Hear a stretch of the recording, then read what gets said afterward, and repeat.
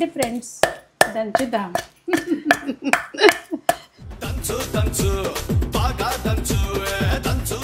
కొంచెం కూడా వేస్ట్ అవ్వకుండా. కడుపు మండిపోతుంది.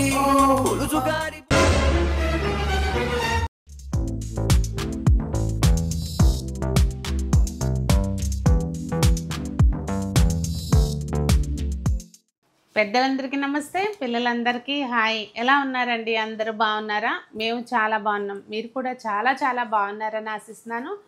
ఈరోజు వీడియో ఏంటంటే వంకాయ దోసకాయ కోసేటప్పుడు నేను వంకాయ దోసకాయ రోటి పచ్చడి చేస్తానండి అని చెప్పినప్పుడు చాలామంది కామెంట్స్లో అడిగారు రోటి పచ్చడి చేసి చూపించండి అని చెప్పి.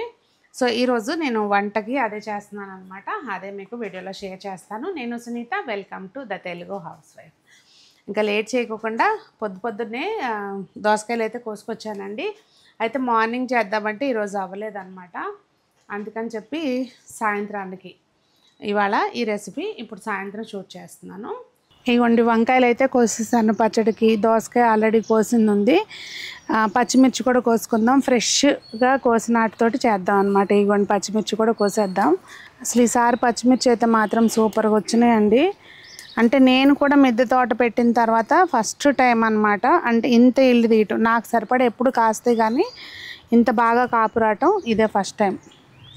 సో మన పచ్చడికి సరిపడా కోస్తున్నాను. కొంచెం కొత్తిమీర కూడా కోసేసుకుని వెళ్ళిపోదాం. అసలు ఈ కొత్తిమీర అంతా పోతొచ్చి ఎంత అందంగా ఉందో చూడండి. ఇప్పుడైతే మనకి ఇది పనికిరాదు కనుక కోయడానికి ఇంకా ప్రస్తుతానికి వదిలేస్తున్నా. ఈసారి ధనియాల పంట పండిస్తున్నాం అనమాట మన మిద్దె తోటలో. ఈ ఆకులు చాలా ఉన్నాయి, ఆకులు కోసేస్తున్నా. రేపు సాయంత్రం ప్రశాంతంగా వచ్చి ఆకులన్నీ కోసుకెళ్ళాలి. ఇదిగోండి, ఇది ముందు రోజు కోసిన దోసకాయ అనమాట. మనము 3 దోసకాయలు కోసాము ఒకరోజు, అవే ఫ్రిడ్జ్లో ఉన్నాయన్నమాట.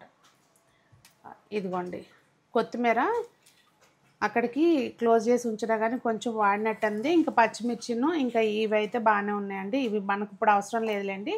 ఈ వంకాయలు ఇవి వాడుకుని ఇప్పుడు పచ్చడి చేద్దాము. ముందైతే పచ్చిమిర్చి వేయించుకోవాలి కదా. చక్కగా వీటిని తొడాలు తీసేసుకుందామండి.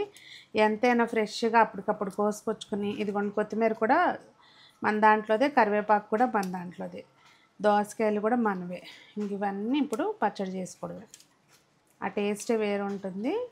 ఇవి చాలండి ఇప్పుడు మనకి. వీటిని శుభ్రంగా కడిగేసుకుని మధ్యలో కట్ చేసుకుందాం. నీళ్ళల్లో కొంచెం ఉప్పు వేసేసుకుని, మార్కెట్ నుంచి తెచ్చిన వంకాయలు అయితే ఖచ్చితంగా ఉప్పు నీళ్ళల్లో కడుక్కోవాలండి. ఇప్పుడు అంటే మనవి ఫ్రెష్గా ఉంటే దట్టు రోజు వర్షాలు పడుతున్నాయి కనుక అసలు ఇంకా ఫ్రెష్గా ఉంటున్నాయి.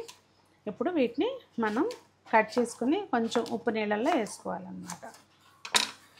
ఇక్కడ ఇవి 1/2 కేజీ కూడా ఉండవండి వంకాయలు. అంటే ఎక్కువ మనం ఒక రకంగా ఏమో కొంచెం వంకాయలు ఎక్కువ వేసి దోసకాయ ముక్కలు తక్కువ వేసి చేసుకోవచ్చు. వీటిని కడిగిన తర్వాత అండి డైరెక్ట్గా ఆయిల్లో వేయకోకుండా కొంచెం అట్లా వేడికి పెట్టుకుని తడంతా పోయినాక ఆయిల్ వేసుకుంటే ఏంటంటే చుట్టుపక్కల ఆడుకోకుండా చక్కగా ఎగుతాయి అన్నమాట. ఇక్కడ 1 టేబుల్ స్పూన్ ఆయిల్ వేసుకుని చక్కగా ఈ పచ్చిమిర్చి ముందే వేయించేసుకోవాలి. మూత పెట్టుకుంటే చుట్టూ చిందకుండా ఉంటాయి. అవి సిమ్లో పెట్టుకుంటే ఎగుతూ ఉంటాయండి. లోపల మనం దోసకాయ కూడా కట్ చేసేసుకుంటే సరిపోతుంది. మంచిగా చెక్కు తీసేసుకొని, మేము గింజలు వేసుకోమండి. అంటే అత్తయ్య ఫస్ట్ నుంచి గింజలు వేయరు. మాకు అక్కడ అమ్మాళ్ళు అయితే చక్కగా గింజలతోటే చేస్తారు. నాకు పర్సనల్గా గింజలు ఉంటే ఇష్టం, కానీ ఇక్కడ అందరూ గింజలు లేకుండా తింటారు కనుక నా ఒక్కదాని చాయిస్ పక్కన పెట్టేస్తాను అన్నమాట. అది పచ్చిమిర్చి మంచిగా వేగిన తర్వాత దీన్ని మనం వేరే దానిలోకి తీసేసుకోవాలండి. దీంతో పాటే మనం వంకాయలు కూడా కలిపి వేయించుకోవచ్చు. కొంచెం ఒక చిటికెడు ఉప్పు వేసేసి మగ్గబెట్టేసుకోవాలి. ఎక్కువ వేసినా మళ్ళీ నీరులాగా వస్తుందండి. కొంచెం జస్ట్ కండ్ర రాకుండా కొంచెం ఒక చిటికెడు ఉప్పు.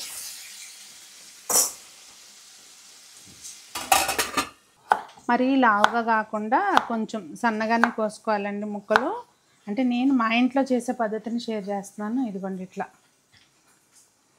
ఇది మా ఇంట్లో అక్కడ పుట్టింట్లోనూ ఇక్కడ అత్తగారింట్లోనూ కూడా అందరికీ ఫేవరెట్ అన్నమాట. అందరికీ ఫేవరెట్ అన్నమాట. మధ్యలో సంజు దగ్గు ఇందాక చూసారా, అప్పటికప్పుడు కోసుకొచ్చాం కదా, కలర్ చూడండి భలే చేంజ్ అయింది కదా. సో మగ్గిపోయినాయండి ముక్కలు. ఇంకా గ్యాస్ ఆఫ్ చేసేసుకోవటమే. ఇక్కడ మనము ఒకవేళ చింతపండు వేసుకునేటట్టయితే ఈ ముక్కల కింద కొంచెం చింతపండు పెట్టేసామనుకోండి, మంచిగా మెత్తగా అయిపోతుంది అనమాట. ఈ మాత్రం చింతపండు కొంచెం అట్లా పెట్టేసి ముక్కల మీద పెట్టేస్తే ముక్కల కింద మంచిగా మగ్గిపోద్దండి. ఇక్కడే మనం కొంచెం ఒక 2 రెబ్బలు కరివేపాకు కూడా సాధ్యమైనంత మట్టుకి మనము దాన్ని తీసి పడేయకోకుండా మనం లోపలికి వెళ్ళేటట్టుగా చూసుకోవాలండి. ఐరన్ డెఫిషియన్సీ అనేది లేకుండా ఉంటుంది, స్పెషల్లీ ఇంట్లో ఆడపిల్లలు ఉన్న మన కోసమైనా.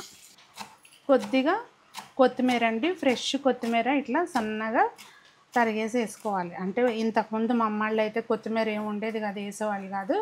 ఇక్కడికి వచ్చిన దగ్గర నుంచి అలవాటు అయిపోయింది అనమాట. ఇంట్లో అందరూ తింటారు కనుక నేను వేస్తాను, మీ ఇష్టం అన్నమాట. కానీ కరివేపాకు మాత్రం కంపల్సరీ వేసుకోండి.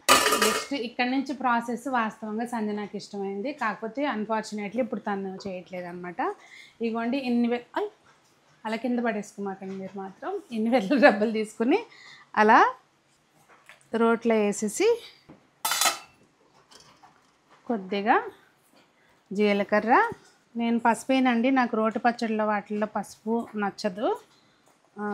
అది కొంచెం ఉప్పు, మనం ముక్కల్లో కూడా ఉప్పు వేసుకున్నాం, చూసి జాగ్రత్తగా వేసుకోండి ఉప్పు. చింతపండు మనం మగ్గడానికి పక్కన పెట్టాం కదండి ముక్కల్లో, సో ఆ చింతపండు కూడా వేసేసుకొని మంచిగా దంచేసేవాలి అన్నమాట. ఇది గట్టి మీద ఉంది. నువ్వు పాటలు పాడకు సంజు దంచు అని పాటలు పాడుతుంది.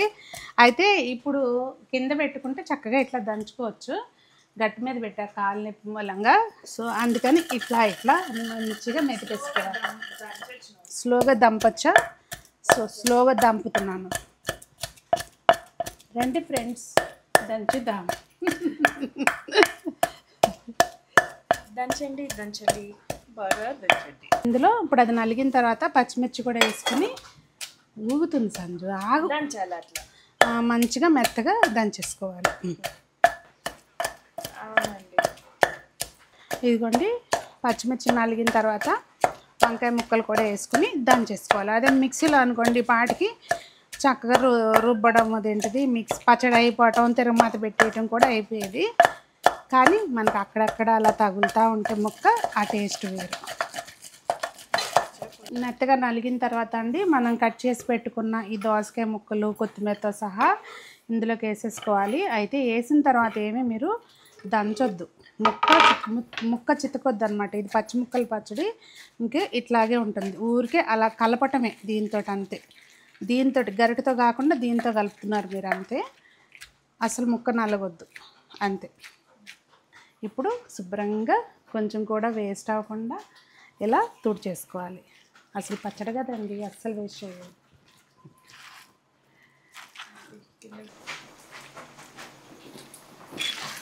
తింటా మాట్లాడదు.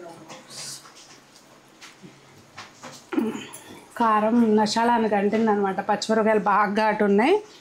కొంచెం నేను చింతపండు తక్కువ వేసానండి, ఉప్పు పడుతుంది. ఉప్పు చూసి వేసుకోవాలి, ఉప్పు ముందే ఎక్కువ వేసాం అనుకోండి ఇంకింతే సంగతులు. ఇవాళ ఈ వీడియో ఏమంటే మొదలు పెట్టానో కానండి, అన్ని విఘ్నాలు. ఎప్పుడే కరెంటు కూడా పోయింది, ఇంకా కొంచెం లైటింగ్ డల్ అనిపిస్తే తిట్టుకోవద్దు. వీడియో కంప్లీట్ చేసేస్తున్నాను, ఎందుకంటే ఇప్పుడు మేము తినాలి కనుక. పోపు పెట్టేసుకోవడమేనండి. పోపులకి నేనైతే ఇవి ఏమంటారు పొట్టు మినపప్పు వాడతాను, మీకు అది నచ్చకపోతే స్కిప్ చేసుకోండి. వెల్లుల్లిపాయలు కంపల్సరీ వేసుకోండి, అలాగే ఎండుమిరపకాయలు కూడా కంపల్సరీ వేసుకోండి. నేను మరి ఆయిల్ సుతారంగా వేసినట్టున్నాను, అందులో గింజలే కనపడుతున్నాయి, పర్లేదు, ఒకటి పచ్చడి కదండి. పోపు వేసినాక ఎమ్మటి కలిపి మాకండి అలా మూత పెట్టండి, ఆ ఫ్లేవర్ అనేది దానికి మంచిగా పడుతుంది. అప్పుడే ఇమీడియట్గా తిప్పేస్తే ఏంటంటే ఎవాపరేట్ అయిపోతాయి అన్నమాట ఫ్లేవర్స్. మొత్తానికి సక్సెస్ఫుల్గా మనం రోటి పచ్చడి అయితే చేసేసుకున్నామండి. కరెంటు పోయింది, రకరకాల సమస్యలను అధిగమించుకొని చేసేసాము. సో మీరు కూడా ఇదే పద్ధతిలో చేస్తారు. కొన్ని ప్రాంతాల్లో అయితే బాగా ఇలాగే చేసుకుంటాం, అంటే ఇదే ప్రాసెస్ ఉంటుంది. మీరు ఇలాగే చేస్తారా లేదా అనేది తప్పకుండా చెప్పండి. లేదు ఇంకేదైనా దీంట్లో యాడ్ ఆన్స్ మీరు ఏదైనా వేరే పద్ధతిలో చేస్తారంటే అది కూడా చెప్పండి, ట్రై చేస్తాం ఎలా ఉంటుందా అనేది. సో మరి ఈ రోజుకి వీడియో ఇదేనండి. మీకేమనిపించింది అనేది, దీంతో మీకేమైనా మెమరీస్ ఉంటే తప్పకుండా షేర్ చేయండి. మాకైతే ఇలా పచ్చడి చేస్తే దాంతోపాటు ఒక ఆమ్లెట్ పక్కన ఉండాలన్నమాట. సో ఆమ్లెట్ వేసుకుని ఇప్పుడు వేడివేడిగా అన్నం అయిపోయింది, చక్కగా లాగించడమే పని. మీకు ఇలాంటి మెమరీస్ ఏమైనా ఉంటే తప్పకుండా షేర్ చేయండి. అందరూ బాగుండాలి, అందులో మనం ఉండాలి, అందరూ మొక్కలు పెంచాలి, ఆరోగ్యంగా ఉండాలి అని కోరుకుంటూ మీ సునీత.